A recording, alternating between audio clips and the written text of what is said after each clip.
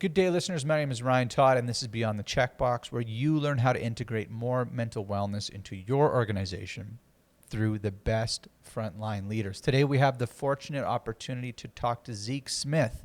Zeke is the HR leader in a very large and important construction company out of Houston, Texas.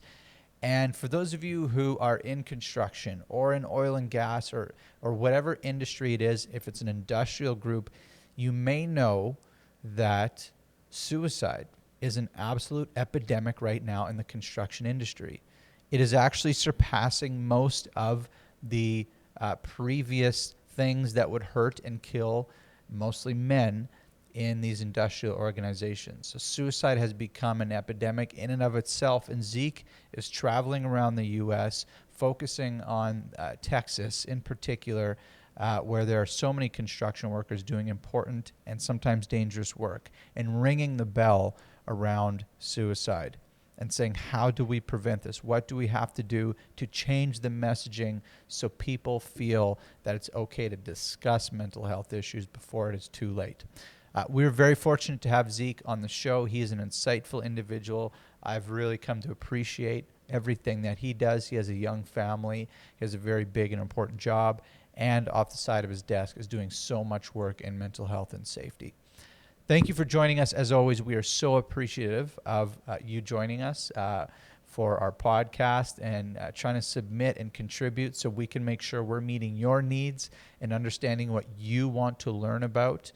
Please let us know on LinkedIn and wherever podcasts are available. Give us some feedback on how we're doing because we want to hear from you about Beyond the Checkbox.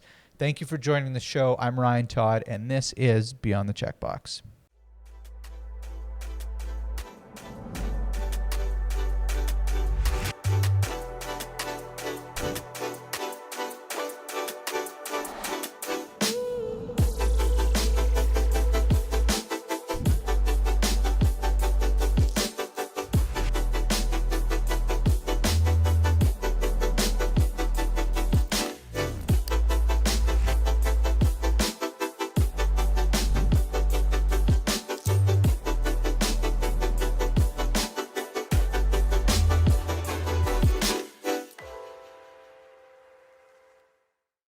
We've been doing a lot in construction lately on this show because, as we're going to talk about today, there's a bit of a pandemic of mental health issues in construction itself.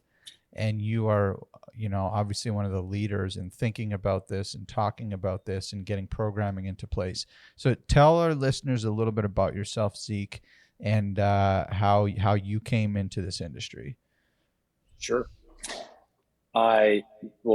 The short story first, effectively the head of our HR and people operations for Satterfield Pontikes. We're a 32-year-old general contractor, commercial general contractor based in Houston, work all over Texas. So I have about 350 employees in total under my watch, and am a child of a construction worker. My dad was in the petrochem construction world for 30 plus years.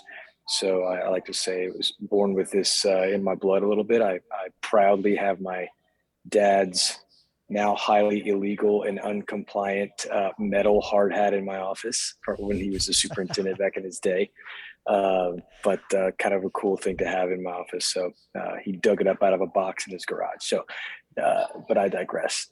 Head of HR and I think you and I discussed this before, Ryan, that I was sort of a mental health doubter early in my career. Like, hey, you just need to be tougher. You just need to work through this stuff.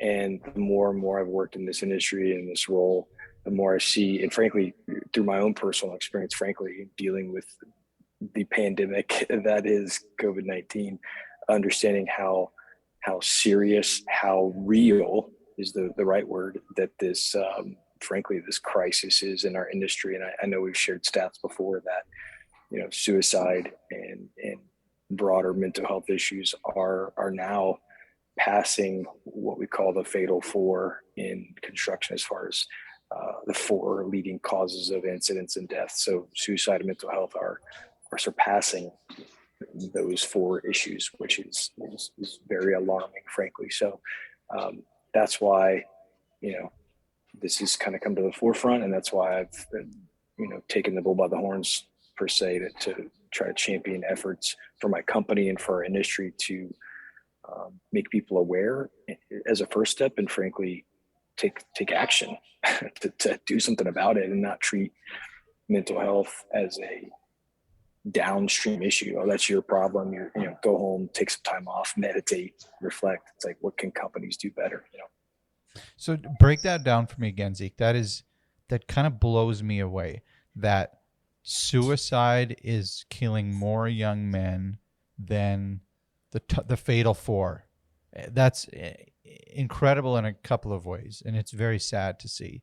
But yeah, break that down. I guess what do you make of that? So what are the fatal four? It's like fall from height, head injury. The leading four causes of death. So, and you said it right. You said young men. So certainly, and I'll just, you and I included here, the white male is the most prevalent construction worker, and they are also the most prevalent demographic to have successful suicides. So we're also the best at it. I mean, I don't mean to joke about it, but I mean, it is what it is, right? So yeah, it blew me away too. And everybody that, when we talk about that, because in construction, safety is a red thread. It's everywhere. It's part of it, right? And some would argue, and I know you do some work in the energy industry too, and I think construction and energy sync and cross over a lot. I would say these industries are amongst the safest in the world, frankly. They have the most diligent safety programs of any industry anywhere, ever in the history of humankind, frankly. And so the fact that suicide is more prevalent, it's like, okay, we're safe, but what are we doing to make sure our people are engaged, are not overworked, that we care about them, that we know what's going on at home, that it's not just a place to, come to work, and they're not just a butt in a seat. They're not just a body. They're a human being, and that we understand what's going on in their life, and that we try to transform our work to react to what people are going through, their personal lives. So I think that's really, really important. What do you make of it? Like what's going on in that industry? Or like there has to be a confluence of multiple factors to lead to that astounding number of suicides. What's your take on it? Well, first of all, it's a hard industry, right? It is. You see these 50 and 60-year-old superintendents that are just broken down. They're damn near bionic, right? With all the metal pieces. They've had surgeries and their bodies are just worn down and tired. On top of it's hard work in that there's very long hours required. I mean, we do a lot of, as we've discussed, we do a lot of schoolwork here in the state of Texas. And in the summertime, schoolwork is damn near insane. It's long hours. It's 6 to 7 days a week, 10 to 12 hours a day. So it's very hard on these people individually. And I have to imagine it's probably hard on marriages. And so your personal life, you're not seeing your kids, your spouse is probably, male or female, demanding more of your time that you're not able to give. So I think it's a very tough industry. And finally, with that tough word in mind, because my dad was one of them, those guys don't talk about their issues, right? So they never feel like they can come to a Dr. Ryan Todd and say, hey man, I'm having some issues and I'm feeling a certain way, and it's weird, it's different, and I don't know how to explain it, but it's really dragging me down. So these guys don't historically or behaviorally do that. It wasn't a welcomed thing to sit down with your boss and say you're having mental health issues. I mean, and still today, if you bring up that topic to construction workers, their eyes kind of glaze over and it blows by them, right? So we even use terms like stress and burnout that seem to resonate a bit better. So I just think, a combination of tough industry, long hours, hard work periods that drains on you, on your body and on your relationships. And the third factor being that, historically folks in this industry, the older middle-aged white males don't talk about mental health. They don't talk to anybody about it. Did you experience that somewhat growing up? Like, did your dad, like being a kind of a hard-nosed construction guy, did he had that attitude as well? Like he wouldn't talk about things growing up, or like if there's issues, you deal with it? Yeah, I mean, and my dad's not a traditional hard nosed guy. He's a you know, um, but yeah, I mean, my dad, um, I think turned to alcohol and a little bit. We had that in my family. We have a kind of a long line of very successful alcoholics in my family, and so I think that was their spiritual counselor, if you will, is just having some beers to unwind. But I don't remember my dad ever coming home and talking about work, even as he advanced in his career into more leadership roles at corporate construction. It wasn't a thing that we did, right? So it's super interesting to me that I went into the one role within construction that is like required to talk about your feelings. So anyway, maybe perhaps it's a reaction to that, but yeah, definitely experienced something similar at home growing up. Yeah, and I'm interested to hear that you brought up the like middle-aged white male complex there too, and I wonder if it is more uh, that cultural thing is more entrenched with Caucasian males, right? To not talk about it, to like have all the answers and figure it out and bury your issues. Is that do you see that more often? Like, and that's a bad thing if that's the case. But we do know that suicide in this demographic is more prevalent among that demographic. So I don't know if there's something there. Have you ever explored that? Well, I certainly have looked at it, not in deep detail, but I'll tell you, we're in Texas, right? A large Hispanic population, and that's certainly uh, very prevalent in that culture as well, to not talk about feelings, and the male being a provider and the strong, dominant personality relationship. And so I think we experience it here in Texas as well, in other states, California and others that have large Hispanic populations and large Hispanic workforces, that the Hispanic rate of mental health issues uh, is high as well. So I think white male probably nationwide, but in Texas, I haven't seen the stats, so don't quote me on that, but I have to feel like our Hispanic population is very similar. They just go to work, do their work. That's what they're taught to do. Many of them are immigrants, and so they just they have to do to put food on the table and work hard for their families. So this the feelings of mental health issues is something extra that they put off until they have time, which inevitably they never do, right? So Yeah, it's an interesting and it's obviously a terrible thing to think about, but we have to think about that because there's something that we've obviously missed, right, in mental health as to sure. why this group is doing this, and see that as an out, and see that as a way to escape what's going on.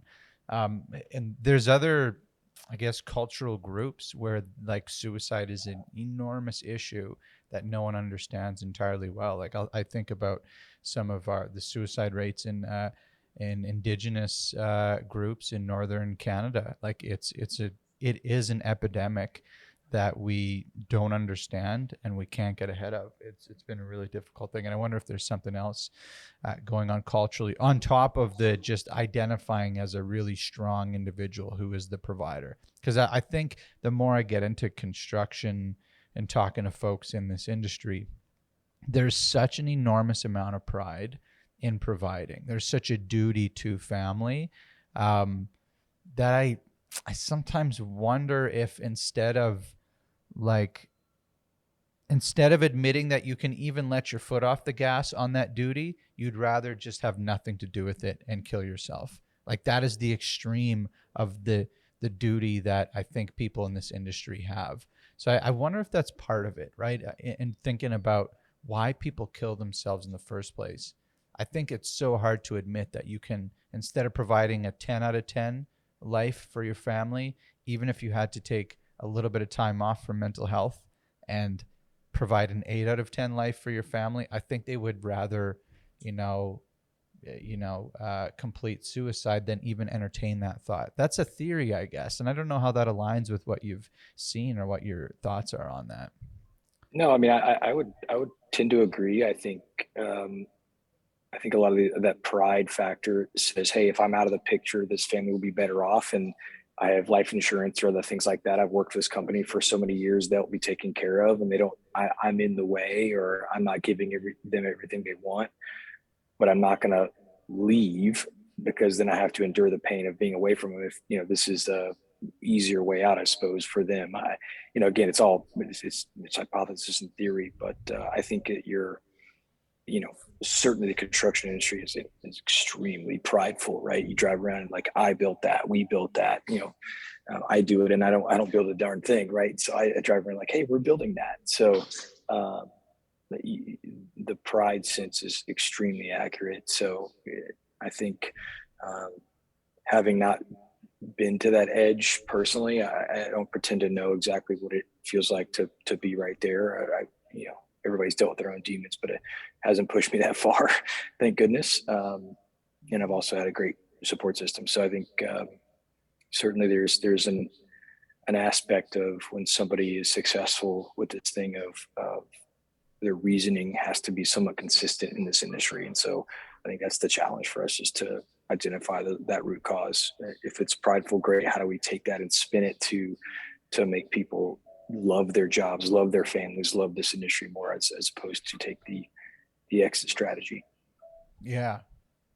I deal with suicide almost every day, like as Sure. a psychiatrist. It's I can't say I understand it entirely well either. And when I'm talking to folks, it's such a different and personal experience for those who have attempted unsuccessfully. Thank goodness. And you talk to them about it, and they all have such unique experiences. And it's so hard to understand and get your head around, and difficult for people to talk about.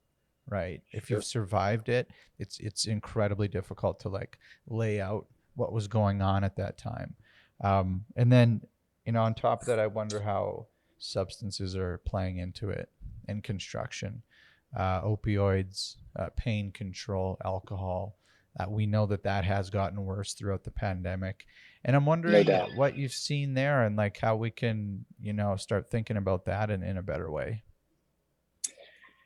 Well, the Huge opioid, issue, right? How do we yeah, can't get our yeah, hands that's around it an right now, elephant. but Sure. I mean, I couldn't agree more, frankly, with what you said, or some causes, right?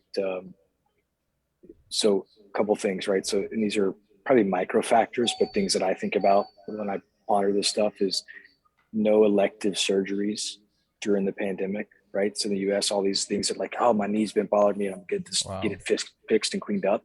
So I can't go get it fixed. So instead, I'm going to just sit here and suck down painkillers so I can get through this year, right? Pile on the pandemic, pile on getting potentially sick, COVID or otherwise, pile on the work that says, yeah, you're going to be risking your life here, enhanced safety. We don't really know what. Let's think about March, April. We had no idea what this thing was, but keep going to work. Right in Texas, construction workers are deemed essential, and we're and let's not forget, most of our owners were like, "Hey, there's no kids in school, there's no people at the airports, so let's speed up. Let's work harder and longer to get this done. We can get more done now with these, with our traditional distractions out of the way." So all that leads to more. Okay, I'm more exhausted, tired, more alcohol, more painkiller. I mean, just vicious cycle. So I think you're spot on with that, because, and I just thought, like, what makes people take more painkillers? Well, they couldn't go get things fixed that they normally would go get fixed to go to the doctor to see, right? And doctors couldn't do anything about it. So what do? Continue to prescribe opioids. So that is a huge, huge, I think, first of all, it's an issue. And I certainly agree with you that it's a source of the mental health issues and suicide that we have. I just think it's a cocktail for disaster, in my opinion. So, and alcoholism has been, look, I'm a child of a recovered alcoholic from construction. So alcoholism is a huge issue in construction, and it's a insanely increasing issue over the last 2 years with the pandemic. So, at least in the U.S., alcohol sales were through the roof, right? So, I have to assume that had a negative effect on a lot of folks. Yeah, across North America, like alcohol sales have gone up like 30-40%. Yeah, People are drinking more. Now, I don't know if there's just continually more acceptance of drinking. Like, I don't know what to make of that, but like it is one of the most destructive drugs in the history of, the history of our species. Undoubtedly, I see it every single day. Liver failure, DUIs, brain injuries from like drinking alcohol for 30 years. And it continues to be promoted as something that is like totally part of who we, like every country song you hear is about beer and whiskey. Like it's such an interesting thing, and again, a terrible thing, and it's I contributed mean, to a lot of destruction, I think, through this again, pandemic. I don't mean to, yeah, no, I agree. And I don't mean to make light of it, but I mean, you have little kids. I have little kids. Like my little kids' sporting events, there's not a parent there who doesn't have a Yeti cup with something in I it. know. You know, it's like you have to have alcohol to get through this kid's soccer game. It's unbelievable. And it's actually a Yeah. fun thing, right? So I get Yeah. it, right? I come home after a long day when I want to have a cold beer to kind of unwind.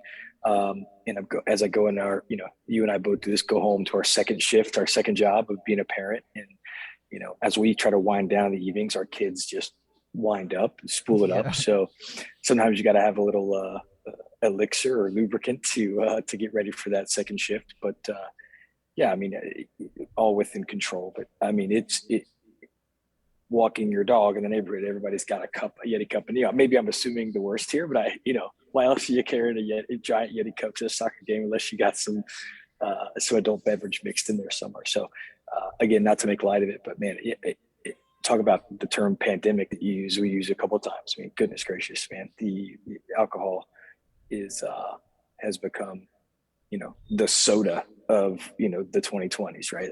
It's Yeah. like, it's crazy. So Yeah, it absolutely has. And I notice it more and more, like with my family, on how it's part of like social connection. Like if we're going home for the weekend, you know, it always gets mentioned amongst my brothers and my sister, our family. Hey, we're gonna like get a nice bottle of wine, or like, I bought a flat of beer, whatever it is. We're gonna watch a football game. It's just so a part of our fabric.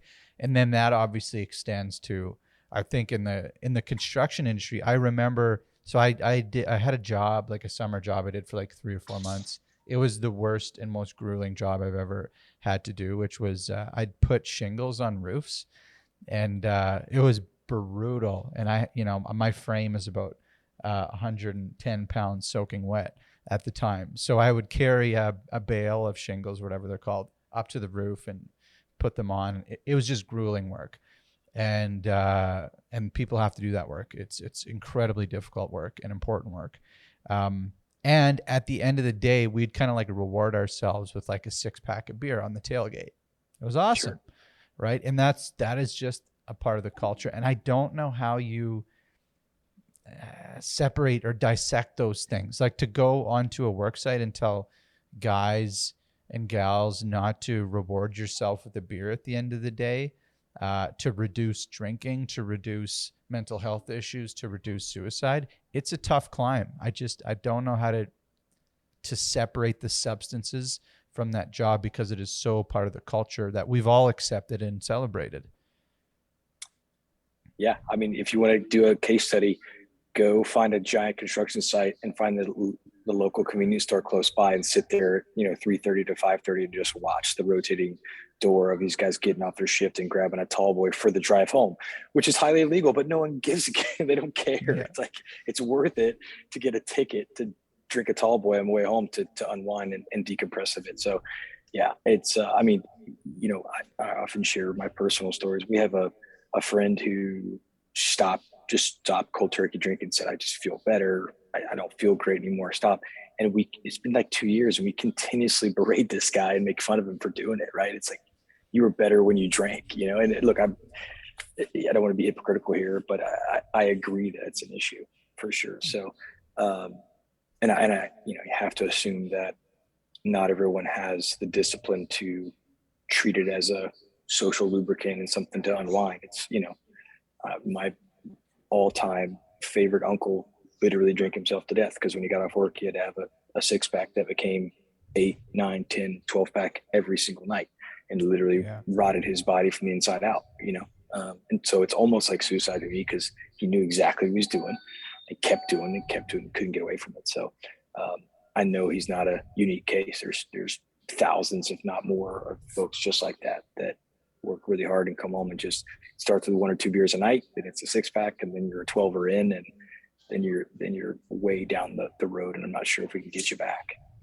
It's a tough cycle too. I think like you talk to a lot of folks who struggle with alcohol, and like the hangover and like the hangover cycle and trying to drink again to avoid the hangover is like such a deadly cycle, right? And then I think there's an emotional aspect of that too. A good friend of mine stopped drinking about 3 years ago, and he said the booze blues were like the hardest thing to fight, right? Because if you drink, or like he would go on benders, but if you drink for 2 or 3 days straight, that fourth day when you stop drinking, you feel so guilty and emotionally like desperate, that the only thing he kind of felt at the time when he was drinking hard, the only thing to reverse that or get out of that trough was to have another drink, and then one drink leads to. So that whole like hangover, emotional and physical hangover cycle, I think is really tough to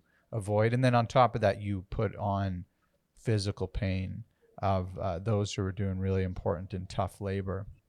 So I think, now that we deconstruct it at a high level, a lot of this makes sense. It's almost like no surprise that this a side epidemic is happening, and it's so unfortunate. Yeah, it's funny. The solution, or at least the diagnosis, when you talk about it, seems so simple, you know.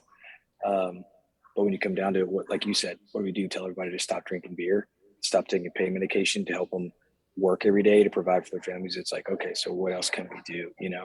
But I just as our conversations have gone, I think just making these folks in our industry more aware that it's okay to talk about this stuff um, is a really important first step. Because again, we're not going to get them to stop drinking their beer at home. We're not going to get them to stop taking the pain meds to try to get through the day with their broken down bodies. At least we're not in the short term, right? Talking about trying to knock out 2 other epidemics, right, of opioids and alcohol. So what can we do first and make it acceptable and almost commonplace to just talk about things when you're feeling a certain way, you're feeling different than you did the day before, or you're deteriorating a little bit. How is that coming? Like, that's one of the missions that you're on, is to A, awareness, this is going on, B, we can talk about it, and then C, like, let's give the tools to actually replace things like Percocets or alcohol or destructive behavior. And that's kind of like obviously where our conversation has gone, is how do we get folks the right tools at the right place at the right time? How is that going in your industry? There's some frustrations, but I'm hoping there's some wins too that you can tell us about. Well, so to answer your first question, slow, right? I make this joke, Houston as a giant port, and there's some of the largest ships in the world that come through there. And it takes them sometimes 3 to 4 days when you get to land to get into port because they're so big. So it's a slow moving ship, frankly. Social media helps all, right? Because you spread the message. You and I both have been on various podcasts and different social media outlets to talk about it. So the fact that we're talking about it, but again, you're a psychiatrist and I'm an HR guy, right? I'm not a 30-year superintendent talking about mental health. We're the guys supposed to be talking about it. So it's a first step, but how do we make it more acceptable? It's through resources, it's through companies taking that initiative. I know we've spoken. I chair a couple of industry committees within HR and different areas of the industry, and we certainly have made it a topic. So that's how I think you spread it. Is just, I feel like it's a grassroots campaign, frankly, with the support of the social media, the Dr. Ryan Todd's and Headversity and different resources and platforms and stuff that are out there that weren't around even 2-3 years ago. But long story short, slow moving ship.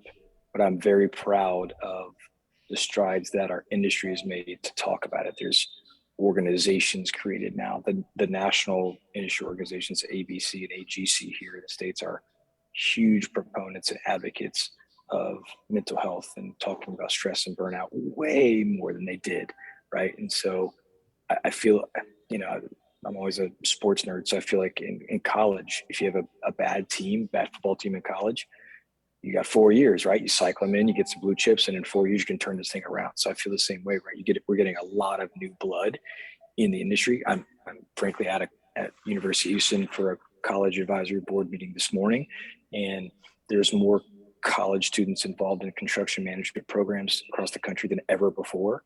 And these kids are different. They're different than my dad and our dads and our retiring superintendents. They care more about that. They don't want to work, 90 hours and break their bodies down and not be able to walk when they retire. So it's going to force the industry to talk about their feelings, talk about these topics more, to attract these types of students and employees, and to keep them.